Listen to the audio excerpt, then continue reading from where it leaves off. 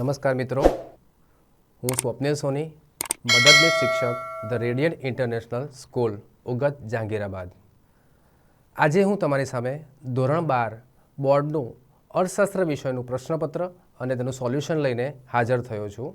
તો મિત્રો, સૌપ્રથમ આપણે 17 માર્ચ 2023ના રોજ લેવાયેલી અર્થશાસ્ત્ર વિષયનું પેપર જોઈએ. તો અહીંયા તમારી સામે પેપર છે 022 કોડ, વિભાગ એ, જેની અંદર 10 MCQ,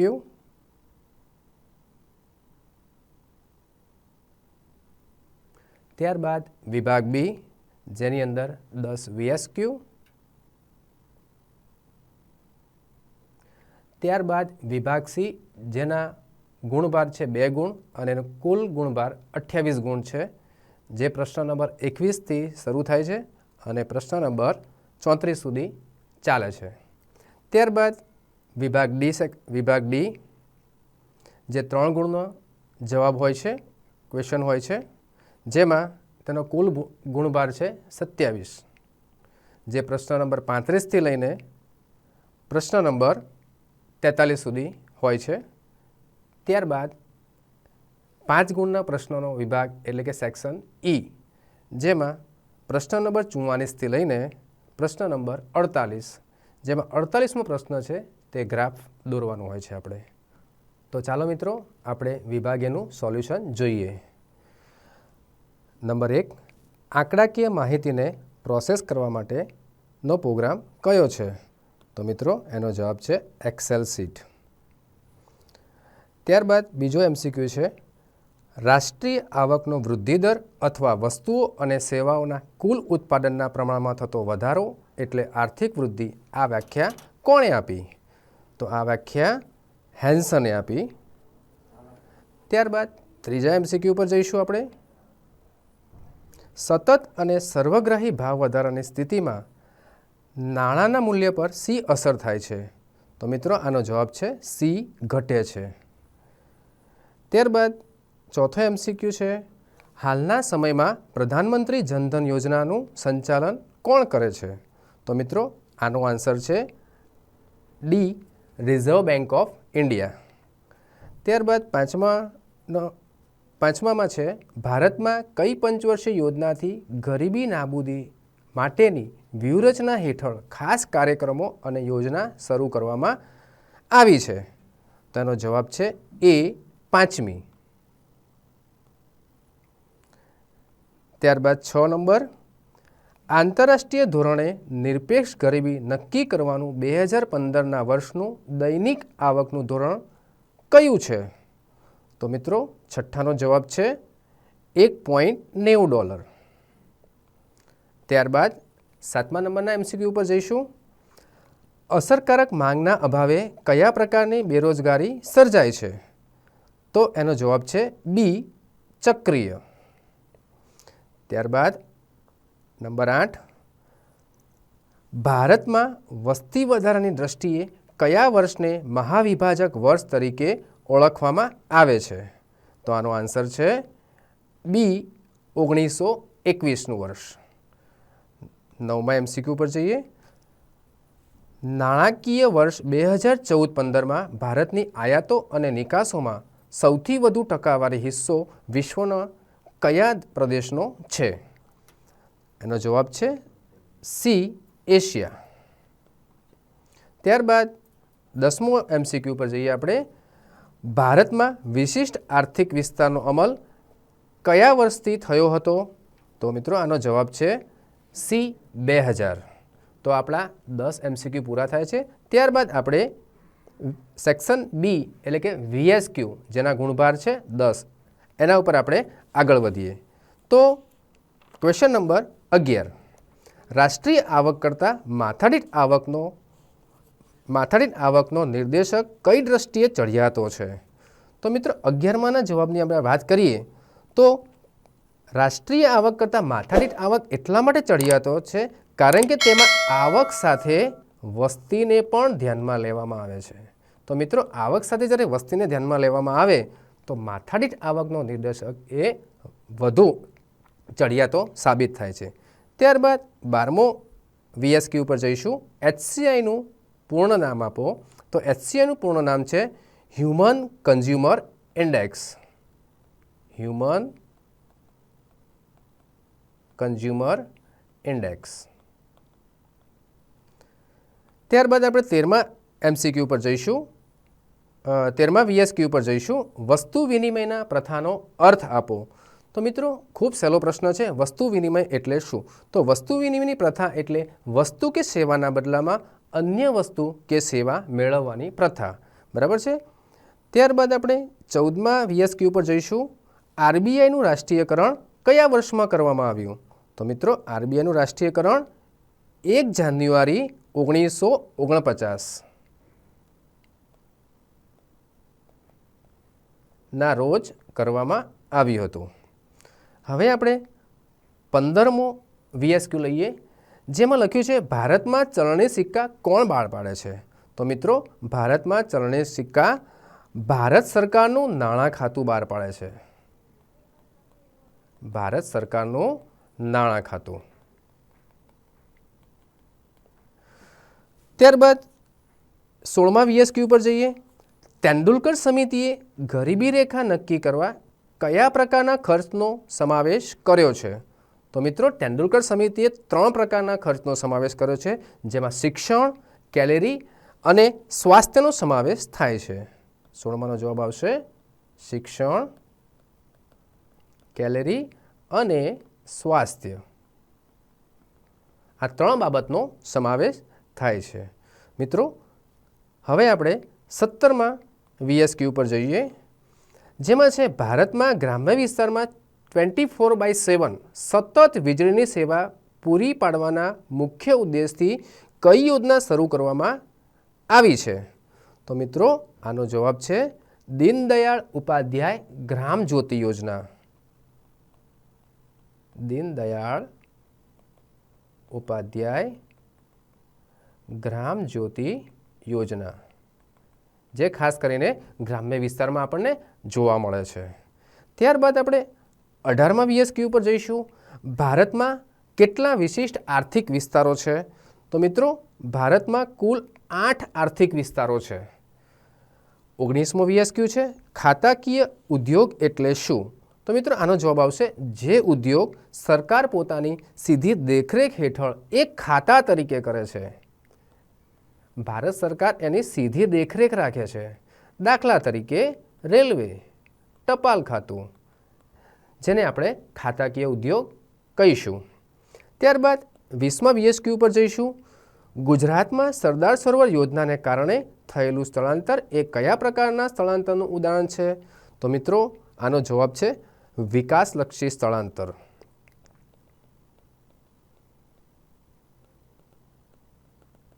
કારણ કે સરદાર સરોવર પ્રોજેક્ટ તૈયાર થવાને કારણે વિકાસ થયો છે એના માટે. તો ચાલો મિત્રો હવે આપણે સેક્શન સી, જેનો ગુણભાર છે પ્રત્યેક પ્રશ્નના 2 ગુણ અને કુલ ગુણભાર છે 28 ગુણ.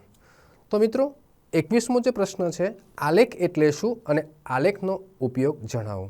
તો મિત્રો અહીંયા આલેખ, આકૃતિ અને આલેખનો કમ્બાઈન પ્રશ્ન છે, એને આપણે થોડો છૂટો પાડવો પડશે. તો આલેખ એટલે સ્વયં સ્પષ્ટ ન હોય તેવી અવલૌકિક માહિતીનું ચિત્ર દ્વારા પ્રતિનિધિત્વ એટલે આલેખ. હવે આલેખનો ઉપયોગ જણાવો એ પ્રશ્ન 21મો પ્રશ્ન છે, જેમાં સામાન્ય રીતે અઘરો અને અટપટો લાગતો અર્થશાસ્ત્રનો અભ્યાસ આકૃતિ દ્વારા સરળ બને છે અને આલેખ દ્વારા વધુ સ્પષ્ટ બને છે. ત્યારબાદ જુદા જુદા વર્ષોના વલણો સહેલાઈથી જાણી શકાય છે. વિવિધ ક્ષેત્રોના ફેરફારો જાણી શકાય છે. કોઈપણ વર્ગો, પ્રદેશો, ક્ષેત્રો, સમયગાળા વચ્ચેની સરખામણી સરળતાથી થઈ શકાય છે. કેટલીક અઘરી બાબતો સમજવા, સમજાવવા પાછળ લખનાર અને વાંચનારનો સમય તથા શક્તિ બચે છે. એટલે આલેખનો ઉપયોગ આ રીતે આપણે જોઈ શકાય છે. ત્યારબાદ મિત્રો પ્રશ્ન નંબર 22, ઇન્ટરનેટ વાપરવા ઇન્ટરનેટના ઉપયોગના ભય સ્થાનો જણાવો. તો મિત્રો ઇન્ટરનેટના ઉપયોગના ભય સ્થાનો કયા છે, જે તમારી સામે રજૂ છે. કોમ્પ્યુટરની જેમ ઇન્ટરનેટ પણ એક સાધન છે. તે શિક્ષક કે આપણી પોતાની વિચાર શક્તિ અને તર્ક શક્તિનું સ્થાન લઈ શકે નહીં. આ ઉપરાંત ઇન્ટરનેટ પર અનેક પ્રકારની ખોટી, અપ્રસ્તુત, ભ્રામક, નકલ કરેલી માહિતી ઉપલબ્ધ હોય છે. વાંચકે તથા વિદ્યાર્થીઓએ આવી માહિતીઓથી દૂર રહેવું જોઈએ. ઉપરાંત સાચી અને ખોટી માહિતી અલગ પાડવાનો તર્ક વાપરવો જોઈએ. કોઈપણ માહિતી વિશ્વસનીય વેબસાઇટ પરથી જ લેવી જોઈએ. ત્યારબાદ મિત્રો આપણે આન્સર 23 ઉપર જઈશું. પ્રશ્ન હતો આર્થિક વૃદ્ધિની મર્યાદાઓ જણાવો. તો મિત્રો આર્થિક વૃદ્ધિની મર્યાદાઓ નીચે મુજબ છે, જેમાં આર્થિક વૃદ્ધિમાં માત્ર પરિણાત્મક પરિવર્તનોને ધ્યાનમાં લેવામાં આવે છે. આર્થિક વૃદ્ધિમાં રાષ્ટ્રીય આવક અને માથાદીઠ આવક વધે છે, પણ સંસ્થાકીય અને મનોવૈજ્ઞાનિક ખ્યાલો યથાવત રહે છે. આર્થિક વૃદ્ધિનો ખ્યાલ મર્યાદિત છે. તે માત્ર ઉત્પાદનમાં થતો વધારો અને વધારાનું પ્રમાણ જ દર્શાવે છે. તેમાં લોકોનું કલ્યાણ તેમાં થતા ફેરફારો જાણવા માટે આર્થિક વૃદ્ધિનો ખ્યાલ બહુ ઉપયોગી બનતો નથી. ત્યારબાદ આન્સર 24 ઉપર આપણે જઈએ, જેની અંદર પ્રશ્ન છે બેંક અને બેંકોના અંતિમ સહાયક તરીકે આરબીઆઈનું કાર્ય સમજાવો. તો મિત્રો આરબીઆઈના કાર્યની અંદર આરબીઆઈ એ ભારતની બધી જ શિડ્યુલ બેંકો તેમજ બેંકોની નિયમનકાર છે, તેનું સંચાલન કરે છે. વેપારી બેંકોની ધિરાણ અંગેની નીતિની દિશા નક્કી કરે છે. વ્યાજના દર પણ આદેશિત કરે છે. કોઈપણ શિડ્યુલ બેંકની નાણાકીય કટોકટીના સમયમાં તે અંતિમ સહાયક તરીકેની જવાબદારી નિભાવે છે. ત્યારબાદ 25માં જવાબ ઉપર જઈએ. સાપેક્ષ ગરીબી એટલે શું? સાપેક્ષ ગરીબીનો અર્થ ઉદાહરણ સહિત આપો. તો મિત્રો એક વર્ગની તુલનામાં બીજા વર્ગની આવક જ્યારે વધારે હોય ત્યારે આપણે તેને સાપેક્ષ ગરીબી કહીએ. અહીંયા તમે એક કોષ્ટક બનાવવાનું છે, જેમાં તમે અલગ અલગ 5 જૂથો કે 4 જૂથો લેવાનું છે, જેમાં જૂથ 1ની આવક 0 થી 30,000, જૂથ 2ની આવક 30,000 થી 1 લાખ, જૂથ 3ની આવક, જૂથ 4ની આવક, એટલે જૂથ 1ની સરખામણીમાં જૂથ 2ની આવક વધારે છે, જૂથ 2ની સરખામણીમાં જૂથ 3ની આવક વધારે છે. ટૂંકમાં સાપેક્ષ ગરીબી એટલે એક વર્ગની તુલનામાં બીજા વર્ગની આવક જ્યારે વધારે હોય ત્યારે તેને આપણે સાપેક્ષ ગરીબી કહીએ, જેમાં તમારે આ ઉદાહરણ દર્શાવવું પડશે. ત્યાર પછી એના અથવાનો પ્રશ્ન છે મિત્રો, ગરીબી રેખાની મર્યાદા સમજાવો. મિત્રો ગરીબી રેખાની મર્યાદાની જ્યારે આપણે વાત કરીએ તો ગરીબી રેખા એ એક મોટી મર્યાદા એ છે કે તેમાં ફક્ત કેલેરી વપરાશને જ આધાર તરીકે લેવામાં આવે છે, પરંતુ ગરીબી એક આર્થિક પરિસ્થિતિ છે અને ભૂખ એક શારીરિક પરિસ્થિતિ છે. આથી ગરીબી રેખા ભૂખમરાની રેખા બનીને રહી જાય છે. ગરીબી રેખાના ખ્યાલને ગતિશીલ બનાવવા માટે જીવનની ગુણવત્તાનું લઘુત્તમ સ્તર નક્કી કરવું જોઈએ. તે માટે જરૂરી સગવડો, પૌષ્ટિક અને સંતુલિત આહાર, સ્વાસ્થ્ય, વીજળી, રસોઈનું ઈંધણ, કપડાં, શિક્ષણ પાછળનું ખર્ચ, રહેઠાણ આ બધી બાબતોનો સમાવેશ થવો જોઈએ. ત્યારબાદ પ્રશ્ન નંબર 26 ઉપર જઈએ. પ્રચ્છન્ન બેરોજગારી એટલે શું? પ્રચ્છન્ન બેરોજગારીનો અર્થને આપણે કહેવાય તેને છુપી બેરોજગારી પણ કહેવામાં આવે છે, અને આ પ્રચ્છન્ન બેરોજગારી ભારત જેવા વિકસતા દેશોમાં વિશેષ જોવા મળે છે. પ્રચ્છન્ન બેરોજગારીને આપણે સાદી ભાષામાં કહેવું હોય તો જરૂર કરતાં વધુ શ્રમિકો કોઈપણ જગ્યાએ રોકાયેલા હોય તેને આપણે પ્રચ્છન્ન બેરોજગારી કહીએ. એટલે કે પ્રચ્છન્ન બેરોજગારીની સીમાંત ઉત્પાદકતા શૂન્ય છે. અને એનું એક ઉદાહરણ આપણે આપીશું. ઉદાહરણની અંદર એક ખેતરની અંદર 10 માણસો 10 હેક્ટર જમીનનો ઇષ્ટતમ ઉપયોગ કરવામાં આવે તો વધુમાં વધુ 5 શ્રમિકોને રોજગારી પૂરી પાડી શકાય તેમ હોય, પરંતુ અન્ય સ્થળે કામ ન મળે હોવાથી કુટુંબના 3 સભ્યો પણ આ જ ખેતરમાં કામમાં જોડાય છે. એટલે 10 સભ્યોમાંથી 5 સભ્યો શ્રમિકોને રોજગારી પૂરી પાડી શકાય છે. જે 3 છે એ એક્સ્ટ્રા છે, અને એક્સ્ટ્રાને આપણે છુપા બેરોજગાર કહીએ. ત્યાર પછીના પ્રશ્નો ઉપર આપણે આગળ વધીએ. સંપૂર્ણ બેરોજગારી એટલે શું? મિત્રો સંપૂર્ણ બેરોજગારી એટલે સમગ્ર વર્ષ દરમિયાન જે કામ ન મળે તેવી પરિસ્થિતિ એટલે સંપૂર્ણ બેરોજગારી. જેની અંદર આપણે ચર્ચા કરીએ કે જે વ્યક્તિઓ પ્રવર્તમાન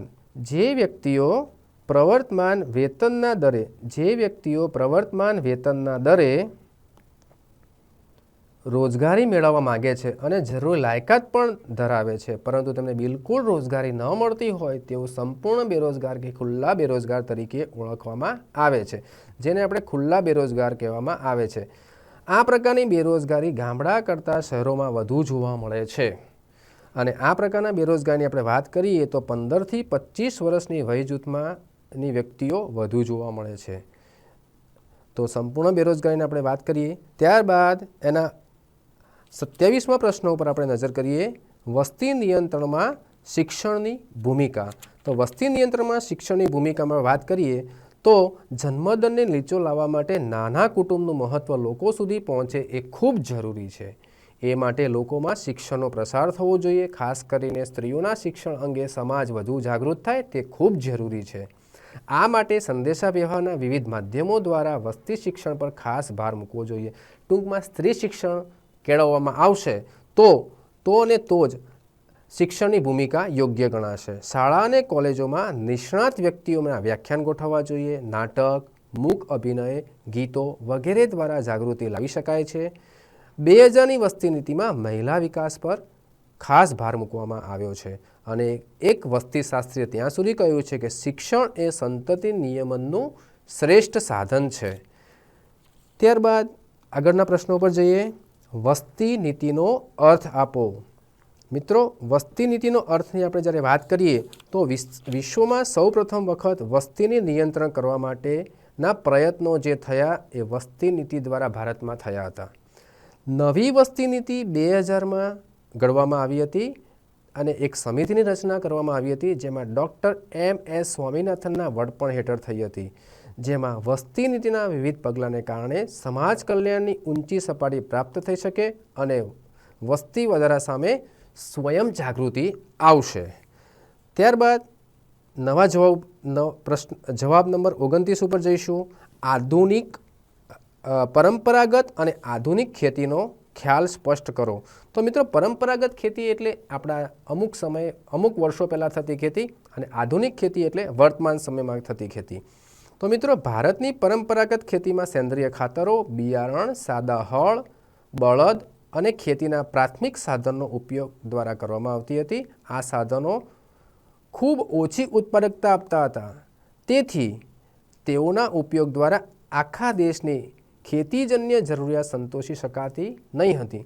તેના કારણે 1966માં આધુનિક ખેતીનો જન્મ થયો, જેને આપણે હળિયાળી ક્રાંતિ પણ કહી શકીએ છીએ. અને આધુનિક ખેતીમાં હાઇબ્રિડ બિયારણો, રાસાયણિક ખાતરો, જંતુનાશક દવાઓ, ખેતી માટેના નવા યંત્રો, સિંચાઈ પદ્ધતિ વગેરેનો ઉપયોગ થવા લાગ્યો, જેને કારણે ખેત ઉત્પાદકતામાં અભૂતપૂર્વ વધારો થયો અને એક પ્રકારની ક્રાંતિ ગણવામાં આવી અને એને આપણે હળિયાળી ક્રાંતિ કહેવામાં આવે છે. એટલે પરંપરાગત અને આધુનિક ખેતી વચ્ચે આપણે તફાવત મુખ્ય બાબતનો ખ્યાલ જોઈ ગયા. ત્યારબાદ મિત્રો, આગળનો જવાબ ઉપર આપણે આગળ વધીએ. વિદેશ વ્યાપારના કોઈપણ 2 કારણો સમજાવો. અહીંયા વિદેશ વ્યાપારના ટોટલ 4 કારણો છે. દેશના ઉપલબ્ધ સાધનો વચ્ચેનો તફાવત, ઉત્પાદન ખર્ચ, ટેકનોલોજીકલ પ્રગતિ અને શ્રમ વિભાજન અને વિશિષ્ટીકરણ. તો મિત્રો, ઉત્પાદન ખર્ચની આપણે વાત કરીએ તો ઉત્પાદન ખર્ચની અંદર સાધનો અને સંશોધનની ઉપલબ્ધતા જુદી જુદી હોવાને કારણે વસ્તુ અને સેવાનો ઉત્પાદન ખર્ચ પણ જુદા જુદા દેશોમાં જુદો જુદો હોય છે. કેટલાક સાધનોની અછત અને ઊંચી કિંમતોને કારણે કેટલીક વસ્તુઓ અને સેવાઓનો ઉત્પાદન ખર્ચ ઊંચો હોય છે. ઘરેલું ખર્ચ ઊંચો હોય છે. તેવી વસ્તુઓ અને સેવાઓ અન્ય દેશો પાસેથી આયાત કરવી જોઈએ. અહીંયા તમે તાંબાનું ઉદાહરણ આપી શકો. દાખલા તરીકે તાંબુ એ આપણા દેશમાં મળે છે, પરંતુ તે અમેરિકાથી મંગાવવામાં આવે તો તે સરળતાથી ઓછી કિંમતે અને સારી ગુણવત્તાવાળું મળી શકે છે. ત્યારબાદ ટેકનોલોજીકલ પ્રગતિ, જેમાં લખ્યું છે બધા દેશોમાં સરખા પ્રમાણમાં ટેકનોલોજીની પ્રગતિ થઈ શકતી નથી. અમુક દેશો અમુક પ્રકારની ટેકનોલોજીમાં માહેર હોય છે તો કેટલાક દેશો બીજા પ્રકારની ટેકનોલોજીમાં આવડત ધરાવે છે. આથી દરેક દેશ દરેક વસ્તુના ઉત્પાદનમાં એક સરખી કાર્યક્ષમતા ધરાવતો નથી. આથી દેશો વચ્ચે વસ્તુઓ અને સેવાઓનો વેપાર થાય છે. કોઈ દેશ પાસે ટેકનોલોજી વધારે હોય તો બીજા દેશને આપશે. ત્યારબાદ નવા પ્રશ્નો પર જોઈએ. લેણદેણની તુલનાને અસર કરતા પરિબળો જણાવો. તો મિત્રો, લેણદેણની તુલનાને અસર કરતા પરિબળોની આપણે વાત કરીએ તો પહેલું પરિબળ છે હુંડિયામણનો દર. ત્યારબાદ બીજું પરિબળ છે વેપાર થતી વસ્તુઓ અને સેવાઓની પોતાના દેશમાં તથા વિદેશમાં કિંમત. વેપાર થતી વસ્તુઓની વિવિધતા અને ગુણવત્તા. અનિર્વાહ્ય આયાતો, દેશના આર્થિક વિકાસનું સ્તર, વેપાર પર રાજકીય અને કાયદાકીય અંકુશો. આ ઉપરાંત વાહન વ્યવહાર, સંદેશા વ્યવહાર અને અન્ય આંતરમાળખાકીય સુવિધાનો પણ એમાં સમાવેશ થાય છે. તો મિત્રો, પ્રશ્ન નંબર 32, ખેતીના આધુનિકરણમાં ઉદ્યોગો કેવી રીતે ઉપયોગી છે? તો ખેતી ક્ષેત્ર ઝડપી વિકાસ માટે જમીનની તેમજ શ્રમની ઉત્પાદકતા વધારવાના હેતુથી ખેતીનું આધુનિકરણ જરૂર જણાય છે. ઉદ્યોગ ક્ષેત્ર દ્વારા ખેતી ક્ષેત્રને સહાયક તરીકે નવીન ટેકનોલોજીની મદદ પૂરી પાડી શકાય છે. ટૂંકમાં ઉદ્યોગો દ્વારા ટ્રેક્ટર, થ્રેશર, સબમર્સિબલ પંપ, જંતુનાશક દવા છાંટવાના સંયંત્રો જેવા આધુનિક સાધનો પૂરા પાડી શકાય છે. તેમજ ઉદ્યોગ ક્ષેત્ર રાસાયણિક ખાતર, જંતુનાશક દવાઓ વગેરેનું ઉત્પાદન પણ ઉદ્યોગ ક્ષેત્રે સારી રીતે કરી શકાય છે અને ઉદ્યોગો દ્વારા જ આ નવીન ટેકનોલોજી અપનાવી શકાય છે. તેથી આપણે કહી શકાય કે ખેતીના આધુનિકરણ માટે ઉદ્યોગો ખૂબ જરૂરી છે. ત્યારબાદ આપણે નવા પ્રશ્નો પર જઈશું. આકર્ષણ સ્થળાંતર એટલે શું? તો મિત્રો, આકર્ષણ સ્થળાંતર એટલે જ્યારે વ્યક્તિ કોઈ પણ કારણોસર શહેરી જીવન પદ્ધતિ અને વિવિધ સવલતોથી આકર્ષાઈને પોતાના વતનથી દૂર જઈ વસવાટ કરે છે ત્યારે તેને આકર્ષણ સ્થળાંતર કહેવામાં આવે છે. દાખલા તરીકે ગામડામાંથી શહેરમાં થતું સ્થળાંતર આ પ્રકારનું ગણાવી શકાય. ગામડા કરતાં શહેરોમાં ઉચ્ચ જીવનશૈલી, અત્યાધુનિક વાહન વ્યવહાર, સંદેશા વ્યવહાર, શિક્ષણ, આરોગ્ય જેવી સુવિધાઓ, નોકરીની વિશાળ તકો ઉપરાંત ધંધો અને વ્યવસાયની તકોથી આકર્ષાઈને ગામડાના લોકો શહેરોમાં કાયમી વસવાટ કરે છે, જેને આપણે આકર્ષણ સ્થળાંતર કહીશું. ત્યારબાદ મિત્રો, છેલ્લા પ્રશ્નો પર જઈશે. પ્રશ્ન નંબર 34, આરોગ્યના મહત્વ વિશે માહિતી આપો.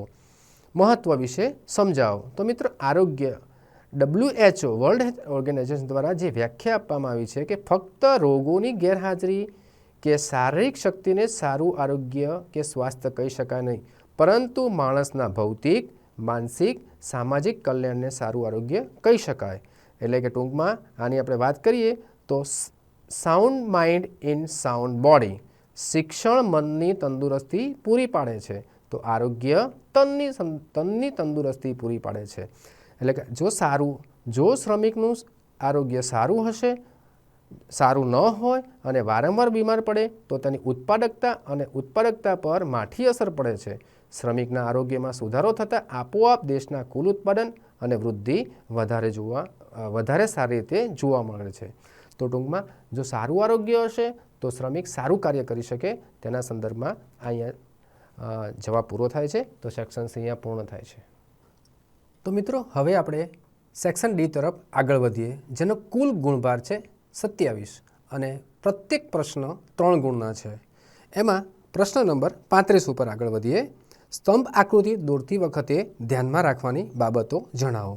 તો મિત્રો, સ્તંભ આકૃતિ દોરતી વખતે કઈ બાબતો ધ્યાનમાં રાખવી જોઈએ? તો સૌથી પહેલાં એની પહોળાઈ સરખી હોવી જોઈએ, કારણ કે સ્તંભની પહોળાઈ કોઈ મૂલ્ય દર્શાવતી નથી. દરેક સ્તંભની લંબાઈ, ઊંચાઈ તે સ્તંભ માટે ચલના મૂલ્યને અનુરૂપ હોવી જોઈએ. દરેક સ્તંભની વચ્ચેનો ગાળો આકૃતિમાં સરખો હોવો જોઈએ અને તે જ ગાળો ઉદ્ગમ બિંદુ અને પ્રથમ સ્તંભ વચ્ચે જળવાવો જોઈએ. દરેક સ્તંભ એક્સ ધરી પર દોરાય તે ઈચ્છનીય છે, પરંતુ આધુનિક સમયમાં કોમ્પ્યુટરની મદદથી આપણે તે વાય ધરી પર પણ દર્શાવી શકીએ છીએ. હવે પહેલી જે પ્રશ્ન હતો કે સ્તંભ આકૃતિ એટલે શું? કોઈ એક આધાર પર ચલનું મૂલ્ય દર્શાવતી આકૃતિ એટલે સ્તંભ આકૃતિ. ત્યારબાદ મિત્રો, હવે આપણે પ્રશ્ન નંબર 36 ઉપર આગળ વધીએ કે નાણાંના ઉદ્ભવ અને વિકાસ પર ટૂંક નોંધ લખો. તો વસ્તુ વિનિમયની પ્રથાની આપણે ચર્ચા કરી ગયા મિત્રો. તો વસ્તુ વિનિમયની પ્રથા એટલે અમલમાં હતી ત્યારે મૂલ્યના સંગ્રહ, વિનિમયને સરળ બનાવવા માટે સર્વસામાન્ય માધ્યમ તરીકે વસ્તુઓ અને પશુઓનો ઉપયોગ થતો હતો. તો સૌથી પહેલાં આપણે વાત કરીએ તો પશુ નાણું, ત્યારબાદ કિંમતી પથ્થરો આવ્યા, ત્યારબાદ સિક્કાઓ આવ્યા અને ત્યારબાદ આધુનિક નાણાંનો સમાવેશ થતો જોવા મળે છે. એમ ટૂંકમાં 4 બાબતો આપણે સમજાવવી પડશે: પશુ નાણું, કિંમતી પથ્થર નાણું, એમ જ સિક્કા નાણું અને આધુનિક નાણું. ત્યારબાદ મિત્રો, હવે આગળના પ્રશ્નો પર આગળ વધીએ. 37મો પ્રશ્ન છે ફુગાવાના કારણો તેમાં માંગમાં વધારો ની બાબતો આપણે સમજાવવાની છે. તો ફુગાવાની બાબતમાં ફુગાવાના કારણોમાં માંગમાં વધારાની આપણે વાત કરીએ તો એના કુલ 3 મુદ્દા છે. મુદ્દા નંબર 1 છે નાણાંના પુરવઠામાં વધારો, સરકારના જાહેર ખર્ચમાં વધારો અને મુદ્દા નંબર 3 છે વસ્તી વધારો. આ 3 મુદ્દા આપણે ડિટેલમાં સમજાવવાના છે. ત્યારબાદ આપણે 38માં જવાબ ઉપર જઈએ. 38મો પ્રશ્ન છે વેપારી બેંકો દ્વારા સ્વીકારાતી જુદી જુદી થાપણોની સમજૂતી આપો. તો વેપારી બેંકો દ્વારા કઈ કઈ થાપણો સ્વીકારાય? તો અલગ અલગ પ્રકારની થાપણોની વાત કરીએ તો ચાલુ ખાતાની થાપણો, ત્યારબાદ બચત ખાતાની થાપણો, ત્યારબાદ રિકરિંગ ખાતાની થાપણો, બચત ખાતાની થાપણો, રિકરિંગ ખાતાની થાપણો, મુદતી થાપણો. ત્યારબાદ મિત્રો આગળના પ્રશ્નો પર આપણે આગળ વધીએ. આરબીઆઈની નાણાકીય નીતિના કોઈપણ 3 પરિમાણાત્મક સાધનોની સમજૂતી આપો. તો 3 સાધનોની જ્યારે સમજૂતી આપવાની હોય તેની અંદર સૌથી પહેલાં આપણે repo rate, reverse repo rate, ત્યારબાદ કપરા સમયમાં સ્થિરતા લાવવા માટેની જોગવાઈ, રોકડ અનામતના પ્રમાણમાં ફેરફાર, કાયદા માન્ય પ્રવાહિતતાનું પ્રમાણ અને ખુલ્લા બજારના કાર્યો, આની ઉપર આપણે સમજૂતી આપવી પડે. ત્યારબાદ આપણે નવા પ્રશ્નો પર આગળ વધીએ. 39મો પ્રશ્ન છે મહાત્મા ગાંધી રાષ્ટ્રીય ગ્રામીણ રોજગાર ગેરંટી યોજના કૌંસમાં મનરેગાની માહિતી આપો. તો મિત્રો મનરેગાની આપણે વાત કરીએ તો આ 2006માં જે શરૂ કરેલો પ્રોગ્રામ હતો તે શરૂઆતમાં નરેગા તરીકે ઓળખવામાં આવતો હતો. ત્યારબાદ તેનું નામ બદલીને મનરેગા કરવામાં આવ્યું અને 2 ઓક્ટોબર 2009થી આ નામ બદલીને એનું નામ મનરેગા કરવામાં આવ્યું. આ કાર્યક્રમને સફળ બનાવવા માટે સરકારે 2 ફેબ્રુઆરીનો દિવસ છે તે રોજગાર દિવસ તરીકે ઉજવવાનું નક્કી કરવામાં આવ્યું અને આની અંદર દરેક ગરીબ કુટુંબો હોય એને ઓછામાં ઓછા 100 દિવસની રોજગારી પૂરી પાડવાની, જેમાં 1/3 સ્ત્રીઓ હોવી જોઈએ.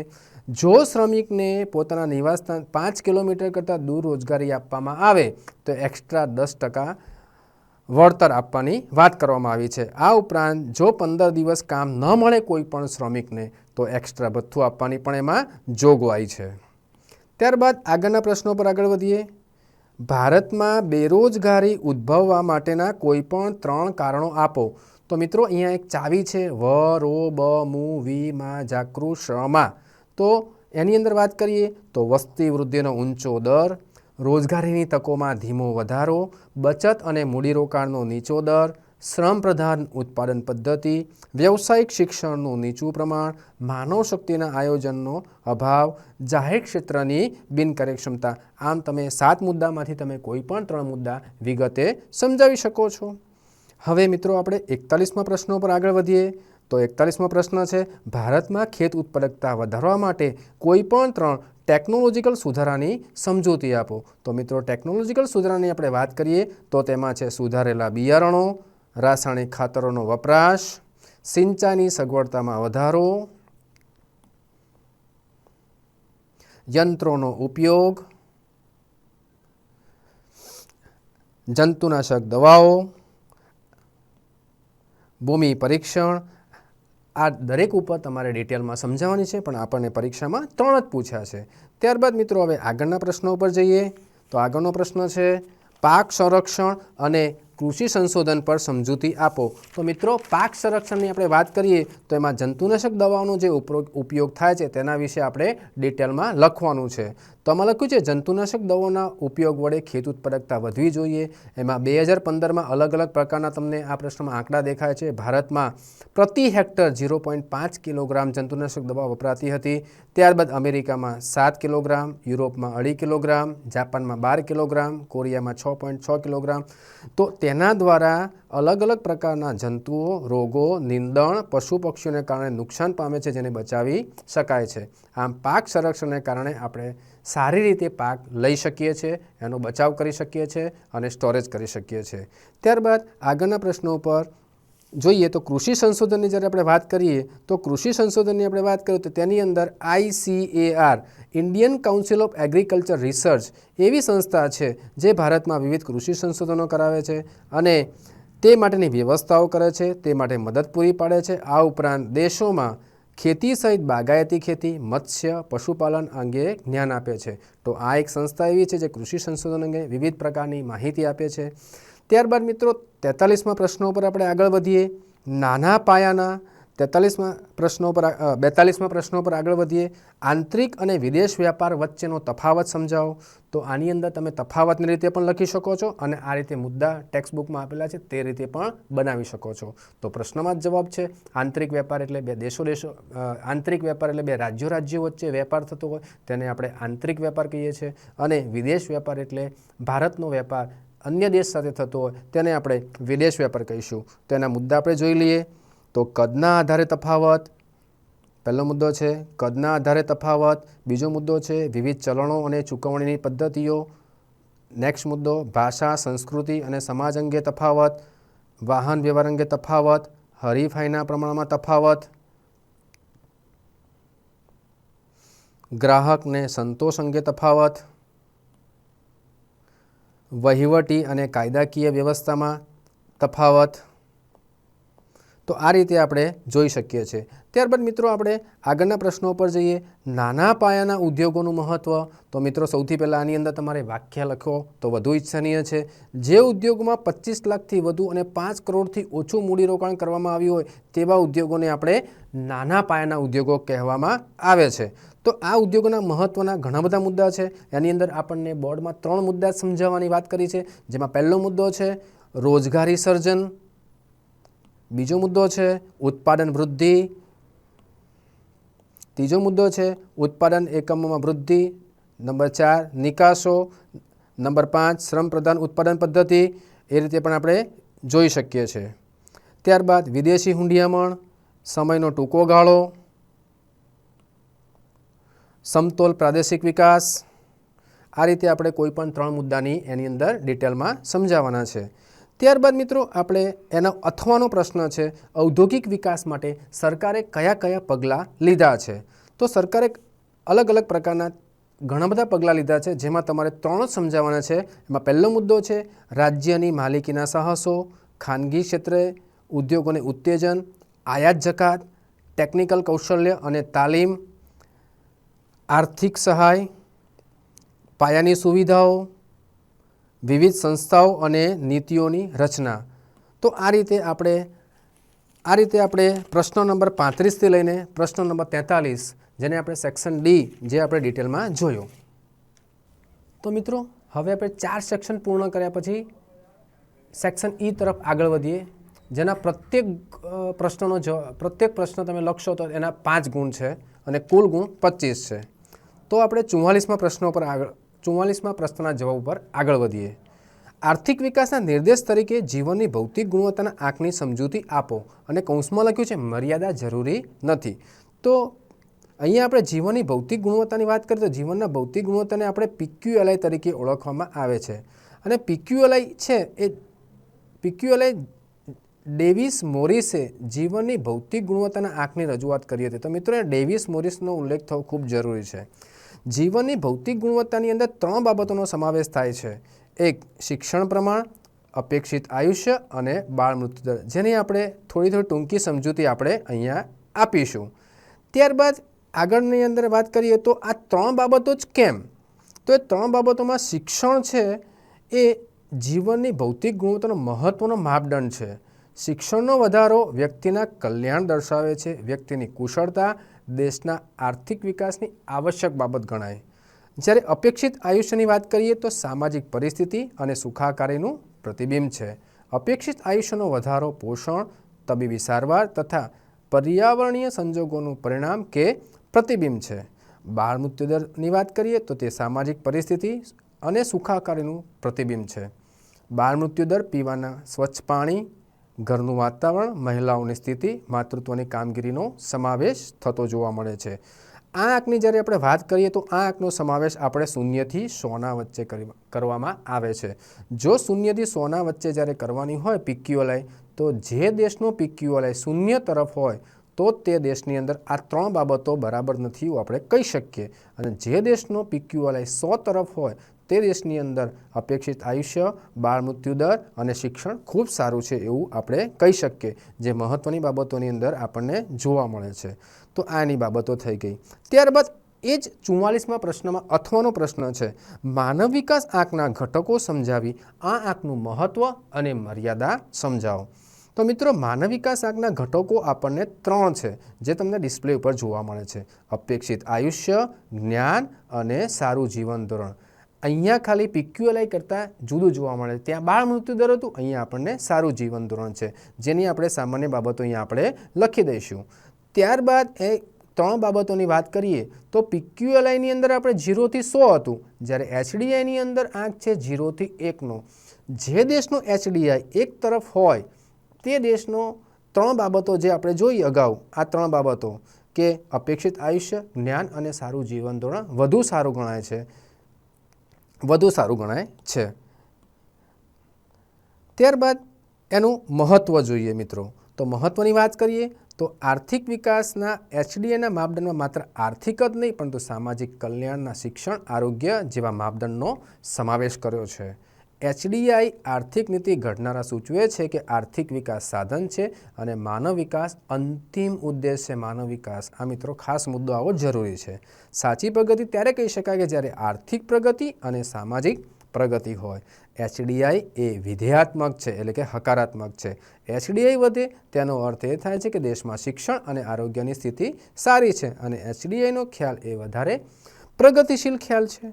ત્યારબાદ એના મર્યાદાઓની વાત કરીએ તો HDIના મર્યાદાઓની આપણે વાત કરીએ તો તેમાં બીજા બધા આ 3 નિર્દેશકો સિવાય બીજા સામાજિક નિર્દેશકોનો સમાવેશ કરવો જોઈતો હતો.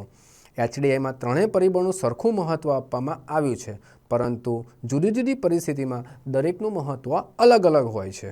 ત્રીજા મુદ્દામાં લખ્યું છે કે માનવ વિકાસ આંક નિરપેક્ષ સ્થિતિ દર્શાવતો નથી. કોઈ એક દેશ અન્ય દેશની તુલનામાં કયા સ્થાને દર્શાવવામાં આવે છે, જેમાં સાપેક્ષ પ્રગતિ જ દર્શાવવામાં આવે છે, અને આ બધી HDI ઉપર અન્ય બાબતોનો આપણે અભ્યાસ કરવો જોઈએ. ત્યારબાદ નેક્સ્ટ ક્વેશ્ચન છે, ભારતમાં ગરીબી ઘટાડવાના 5 ઉપાયો લખો, જેની ચાવી અહીંયા તમને ડિસ્પ્લે પર જોવા મળે છે. પહેલો મુદ્દો છે ચાવીમાં ખેતી ક્ષેત્રે શ્રમિકોની ઉત્પાદકતા વધારવી. ત્યારબાદ બીજો મુદ્દો છે નાના પાયાના ઉદ્યોગોનો વિકાસ કરવો. ત્રીજો મુદ્દો છે અસંગઠિત ક્ષેત્રનો વિકાસ કરવો. ચોથો મુદ્દો છે યોગ્ય કર નીતિનો ઉપયોગ કરવો. પાંચમો મુદ્દો છે માનવ મૂડીરોકાણમાં વધારો. છઠ્ઠો મુદ્દો છે વ્યાજબી કિંમતે વસ્તુઓ અને સેવાઓ પૂરી પાડવી. નેક્સ્ટ મુદ્દો એટલે કે ટૂંકમાં 6 મુદ્દા મેં તમને સમજાયા, એમાં તમારે કોઈ પણ 5 મુદ્દા એક્ઝામની અંદર લખ્યા હશે તમે. ત્યારબાદ નવા પ્રશ્નો પર આપણે આગળ વધીએ. જન્મદરનો અર્થ આપી ભારતમાં ઊંચા જન્મદર માટે સામાજિક પરિબળોની ચર્ચા કરો. તો જન્મદર એટલે દર 1000ની વસ્તીએ 1 વર્ષમાં જન્મતા જીવિત બાળકોની સંખ્યાને જન્મદર કહેવામાં આવે છે. તો ઊંચા જન્મદર માટેના માત્ર સામાજિક કારણો પૂછ્યા છે મિત્રો. સામાજિક કારણોની અંદર અલગ અલગ કારણ છે, જેની અંદર સાર્વત્રિક લગ્ન પ્રથા, નાની ઉંમરે લગ્ન અને વિધવા પુનઃલગ્ન, પુત્ર પ્રાપ્તિની ગેલછા, સંયુક્ત કુટુંબ પ્રથા ની આપણે ડિટેલમાં ચર્ચા કરી શકીએ છીએ. ત્યારબાદ 47મો પ્રશ્ન છે સ્થળાંતરના કારણો. તો સ્થળાંતરના કારણોની આપણે ચાવી છે આનો બકુ, શી આ સાલસા રાયુ બકુ. એ ચાવી પ્રમાણે આપણે આગળ વધીએ તો સ્થળાંતરના કારણોમાં આર્થિક કારણોમાં આપણે જોઈએ તો નોકરી, વ્યવસાય કે ધંધા માટે, બદલી, કુદરતી સંપત્તિનું પ્રમાણ, ત્યારબાદ શિક્ષણની વધુ સારી તકો મેળવવા માટે, ત્યારબાદ આપણે આરોગ્યની આધુનિક સુવિધાઓ, આયોજિત સ્થળાંતર. સામાજિક કારણોની આપણે વાત કરીએ તો સામાજિક કારણોમાં લગ્ન છે, સામાજિક રીત રિવાજોમાંથી મુક્તિ મેળવવા માટે. રાજકીય કારણોની આપણે વાત કરીએ તો યુદ્ધ અને અશાંતિ, ઘર્ષણ નિવારવા માટે, કુદરતી આપત્તિ કે પર્યાવરણીય પરિબળોની બાબતોમાં પણ સ્થળાંતર થતું જોવા મળે છે. અને એના અથવાનો પ્રશ્ન છે શહેરીકરણની સમસ્યા હળવી કરવાના ઉપાયો. તો આના ઘણા બધા ઉપાયો છે. એમાં ઉપાયોની અંદર આપણે સૌથી પહેલો મુદ્દો છે શહેરીકરણની સમસ્યા હળવી કરવા માટે નીતિ વિષયક પગલાં લેવા જોઈએ. ત્યારબાદ રોજગારીની તકો વધારવી જોઈએ. ત્યારબાદ માળખાકીય સુવિધાઓ સુદૃઢ કરવી જોઈએ. આ ઉપરાંત શિક્ષણની સુવિધાઓ સારી, શિક્ષણ અને આરોગ્યની સુવિધાઓની વાત કરવાની છે, ગૃહ અને નાના ઉદ્યોગોના વિકાસની વાત કરી છે, ગામડામાં પાયાની સુવિધાઓનો વિકાસ કરવો જોઈએ, વહીવટી વ્યવસ્થા સુદૃઢ કરવી જોઈએ. તો આ પ્રશ્ન આપણે લેખિતના હતા. અને છેલ્લો પ્રશ્ન જે છે એ ગ્રાફ છે મિત્રો. આ ગ્રાફની જ્યારે આપણે વાત કરીએ તો આ ગ્રાફની અંદર નીચેની આંકડાકીય માહિતીને સમય આધારિત રેખાકૃતિની વાત કરવાની છે.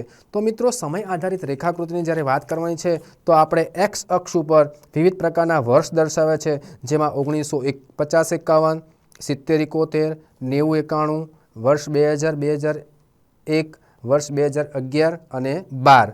તો મિત્રો ભારતની રાષ્ટ્રીય આવકમાં ખેતીના ફાળા વિશે ચર્ચા કરવાની છે.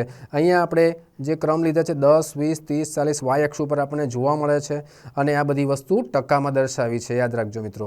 હવે અહીંયા જે ક્રોસ લાઇન જે જોવા મળે છે 1950-51માં 53% લોકો જે હતો, 53% લોકો ભારતની રાષ્ટ્રીય આવકમાં ખેતીનો ફાળો 53% હતો.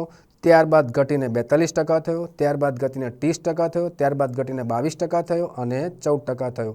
આમ દેશ આઝાદ થયો ત્યારથી લઈને 2011-12 સુધીમાં ભારતની રાષ્ટ્રીય આવકમાં ખેતી ક્ષેત્રનો ફાળો ઘટતો જોવા મળે છે. આમ તમે 5 કે 7 વિશ્લેષણના મુદ્દા લખો તો 2.5 માર્ક તમને ગ્રાફના છે અને 2.5 માર્ક તમારા વિશ્લેષણના છે. એમ કુલ 5 માર્કનું વેટ છે.